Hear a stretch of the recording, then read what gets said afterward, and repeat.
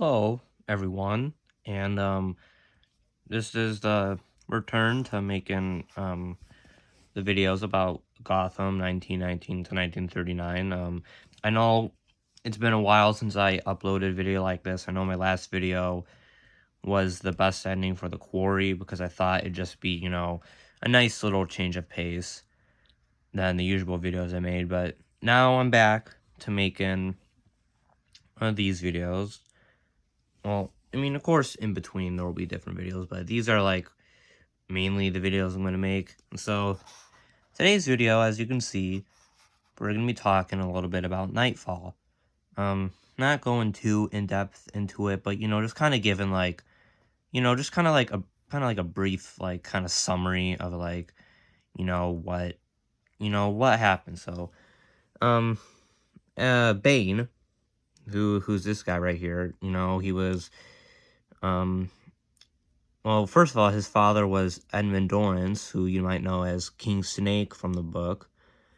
And basically, what happened was like, Bane and his mom were like, they were like taken away, and like they were put into a prison. And all of Bane's like siblings and mother died, but he managed to survive and all that stuff. And you know, he found like lessons and says that every inmate became a teacher, and by the time he was 17, he knew a dozen languages, and his body had become hardened into a blunt weapon by constant fight for survival. He was a true monster created by the system. So, yeah, it also talks about how the scientists conducted tests on the inmates, which you can see here. This is a suitcase for the ingredients for Venom's formula production, which, as says right here, it enhances it. It's like an enhancement steroid for human use, which makes people, right here, the Venom gave Bane increased strength and stamina, but it was highly addictive and he was prone to violent outbursts. So with the Venom, Bane then broke out of prison, and years later he made his way to Gotham to fight Batman. And Batman did manage to stop Venom and use Bane's addiction to subdue him, but in the fight, Bruce had his back broken, and he could, and he was on the verge of being permanently paralyzed, as stated here, but he uses wealth and resources to travel. He traveled to Europe for excessive rehabilitation, where he'd remain for 2 years. And obviously, Gotham needed a protector. So Bruce then gave the Batman mantle to Jean-Paul Valley, also known as Azrael. This is him right here. It's, it's like, you can tell it's like a Batman costume. It's also kind of like a knight-looking costume because, he was the knight of the Order of Saint Dumas, or Sacred Order of Saint Dumas. And he was good at the start. Like, Jean was good at the start, but obviously his old violent ways were kind of hard to give up, and the brainwashing that he was put through by the system kind of started to kick back up again because he was able to get broken free from the brainwashing, but then eventually, the brainwashing came back and he started to become more violent and all that stuff. And, he started killing criminals and all that stuff. He,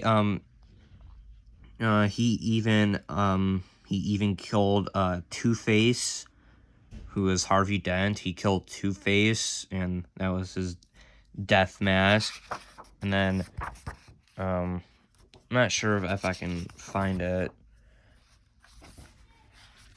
I know it's around here somewhere, but basically, oh yeah, here. So basically, Anarchy, he kind of started a, revolution too, but it says here, adopting the identity of anarchy, his revolution was short-lived. He was paralyzed by Azrael during his reign as Batman. So, I mean, Azrael did, like, a lot of stuff, you know? And, I mean, there's really nothing, like, the Bat family could do, because Azrael was just, Azrael's, like, really powerful, skilled fighter. I mean, all of them are skilled fighters, but, like, Azrael's just, too good for them, And, you know, basically, I guess, some important things that you can note here is that Tim eventually became Red Wing, and he, stopped the killers, Victor Zsasz, Professor Pig, and the Calendar Man. Tim was kind of off doing that, and he also gave, Robin identity to, Damien, Bruce's biological son. And so get into the end, like near the end of the book, the Mask of the Bat. So one of the last activities that Bruce really, well, I wouldn't say ever did as Batman, because he did come back in the Dark Knight Returns, but one of the last activities Bruce, I guess you could say, really did for a while was he stopped Jean-Paul Valley. And after he, was able to regain his mobility, he would don a bat spirit mask of Tengu that had been gifted to him by a shaman in his early years, before he ever became Batman. And he hoped that it would give him the strength he needed to put an end to Azrael and reclaim the Mask of the Bat. And that's what he did. He put on, the mask. He fought, Jean-Paul Valley, and he was eventually able to successfully, defeat him. And yeah, I mean, really for a while, like, after this, like, Bruce really kind of, stopped being Batman. Like, he did help, like,